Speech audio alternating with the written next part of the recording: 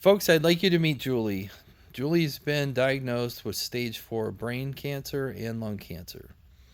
Yet she refuses to give up. So today I wanted to do a video about Julie and let you hear her side of the story. And if you're struggling with the same illness, hopefully this will help you. Julie, you want to tell us a little bit about you? Oh God, I can't do it. Yeah, you No, can. I can't. You're supposed to ask me the questions. I don't know what to say. Where were you born? Louisville. Louisville, Ohio? Yeah. Okay. No, Well, Canton, but I live in Louisville. so tell me about the what led to you deciding to go to the doctor. Okay. For around 2 years, I kept having really bad migraines, and I would go to like my family doctor, sometimes the emergency room because it was so bad, but they always brushed it off as I needed to change my diet, stop smoking, don't drink alcohol, try to eliminate sugar, exercise. There was always something they were telling me that I wasn't doing right. Mm-hmm. And finally, I couldn't take it anymore. I was eating bottles of Tylenol, Advil, just to make it through the day, and it wasn't good. I finally got a doctor to send me a referral to a neurologist, and he was actually really mean to me and told me I was too young, that I didn't need an MRI, that there wasn't anything wrong with me. And I cried and begged him. And he said, okay, kind of like just to get rid of me, I felt like. And the next week, I had went and got an MRI on my lunch break from work, and it wasn't good. They wanted to admit me right after the MRI because I had a mass on my brainstem and in my left lung.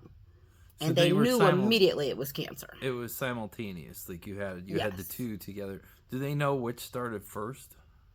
It's guessed that it was the lung part first and then it went to my brainstem. Okay.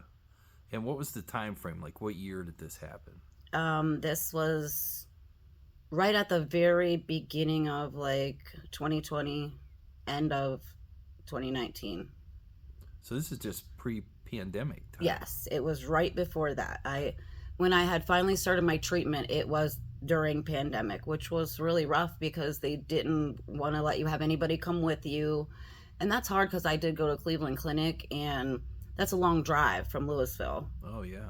So somebody would come with me and then have to sit in the car, not even allowed to come in with me. So you're in there now. You're diagnosed. All of this. What's going on in your mind? How are you dealing with this? Well, at first I was scared to even get any information on what stage 4 meant. I kind of knew, but I really hadn't known anybody with cancer. So I knew it was bad, but I didn't, I guess, really want to know how bad it was at first. They did ask me if I wanted to try to get accepted into a clinical trial for this new immunotherapy. And I said yes, because I figured, what did I have to lose? Mm-hmm. So I did that at the same time as chemo every 21 days for 2 years. And during that time, I had the gamma knife surgery on my brain because with it, the tumor being wrapped around my brainstem, they couldn't operate on it and remove it. Yeah. So they just did that like laser beam surgery. And then I had to be on steroids so that my brain didn't swell from the laser. And that caused my bones to get really brittle. That's like a side effect of that. So right now, I both of my hip joints are fractured Oh. on both sides, and like the ball and socket part, Mm-hmm. and they can't really do surgery on it because the bones aren't in good shape. So that's not fun either. Yeah. Wow. Okay, so you went through the surgery part. Yeah. You're on steroids. Was there any other lasting effects from the steroid treatment? Um. No, not well. It did make my head swell up really big for a long time, but that did go away. It just took time. But no, I think the damage to the it just really affects like the big joints. The like it can get in your shoulders and knees and elbows and stuff, and I just pretty much got it in my hips. And from the chemotherapy I got severe nerve damage. That's a side effect of that also. Sometimes I can't feel my feet, which makes it difficult to wear shoes some days, but and then I also have it like on pretty much my left side, like in the torso, the hand, the arm, and it just pretty much I can't feel like the difference between hot and cold, but I can still use them. Hmm. So it's not like that. But oh, and the laser damaged my hearing a lot, which they told me that that would happen. But I'm still here. You know, it was like at first I didn't know if I wanted to do all the being sick and trying to get back and forth to Cleveland during that time, and I'm glad that I did, because even though I'm still considered terminal, I'm still, you know, I got a couple extra years out of doing that. Did they give you a time frame, like when this all happened? Yes. They said best case scenario would be 2 years if I did all the treatment and responded to it. So I got more than that. So it was definitely worth it. Yeah. Well, yeah, you're almost 4 years. Yeah. Right? 4 years so far. Mhm. Has it been 4 years since your diagnosis? That's wonderful. Yeah. Well, I've known you for a little bit of time, but I mean, honestly, if I saw you walking around, I wouldn't think there was anything wrong with you. Do people say that to you? I hear that a lot. A couple of years ago, there was even certain people that suggested maybe that I was lying, that I really wasn't terminally ill. Hmm. And I guess I just take that as a compliment, because I do have bad days. I do have days where I can't eat, and it is hard for me to get around and things like that. But just everybody don't get to see that. You know, I don't show Yeah. that on my Facebook or go out in public when I don't feel good. Yeah. Let's talk about the medication you're on. How does that affect you, and like how has that changed since your original diagnosis?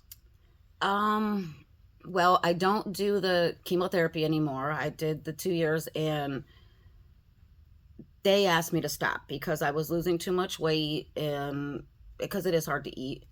So I was losing too much weight and my energy level was really low. So they wanted me to stop. I would have kept going, try to get more time, but um, right now I really don't take any medication, just some pain medicine for the fractured hips and the nerve damage, and that's about it. Wow. Um, what does the future look like? Have they given you any idea of what to expect? It's no, it's definitely like unknown at this point. I go every 2 months to get scans. I get two different ones, one for the brain and one for the chest, to make sure that the tumors haven't gotten any bigger or spread to anywhere else. And I get blood work every month to try to monitor that as well. There's just really no guarantee. They can't tell me anything. It's day to day, really. It is. Yeah. Yeah. What's the official diagnosis name? Do you know? Yeah, it's called adenocarcinoma. Okay. And that covers both That areas? covers both. Yeah. Okay. Yeah. Mhm. I'm not a doctor, so I'm just Yeah. interested in that. So what's your daily life like? I mean, has it changed significantly, or is Oh, it? absolutely. I used to have two jobs, and now I can't work at all. Well, that's what's going to be my next question. When I mean, am very familiar with the government system when you get sick. I've never been on it, but I know many people that have. I mean, they pretty much make it impossible for you to survive, don't they? It's absolutely. I mean, I do get the Social Security disability, and it's roughly $900 a month, and that's Yeah, it. it's not enough to No, live on. I had a lot of savings in the beginning because I did have two jobs pretty much my whole life.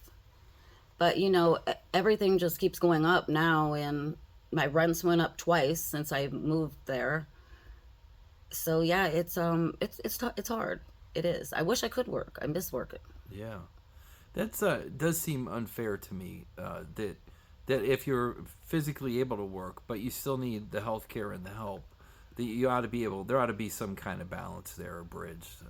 Maybe this video will help get the attention of someone that could maybe fix that in our government, because it really does need to be fixed. Essentially, once you get that diagnosis, it's you're at just in a bad spot, because Yes. you even if you wanted to work, you can't, because you have to keep the coverage to keep your treatment going, right? Yes. And I guess it would be hard to probably get employment because some days I just wouldn't feel good enough to work. Yeah. So I'd have to have, probably a special kind of job where somebody would understand that. And unfortunately, there's just not a lot of people like that. Yeah, I understand. Well, I'm hoping we can do some more videos. I'm hoping people that may be in a similar situation as you will relate to this video, and Absolutely. maybe you could provide some more information to them as we go along. Yeah. About you and what you're going through. We're going to call this series "Meet Julie." That's going to be Okay. the name of it. It's I am amazed by you. I'm amazed that you're in Thank you. such a fighter. I mean, you're not giving up, but this isn't something that and this video was my idea, by the way. I asked you to do it. I know you reluctantly agreed to it, but I think that it really will help some people. I think that it will, because when I first got sick, I looked everywhere for any kind of information I could get. Not so much to see how much time I had left, but just to see like what I would, what I was going through, like what did chemo do and how did you survive and things like that. There's not much information out there where it's like you can talk to a real person. It's all articles, and pretty much didn't make me feel as comfortable as talking to someone that has actually been through it would make you feel. Yeah. Well, thank you for your time. And folks, if you're interested in knowing more about Julie's scenario, please watch for future videos that will be on this channel. Thanks for watching.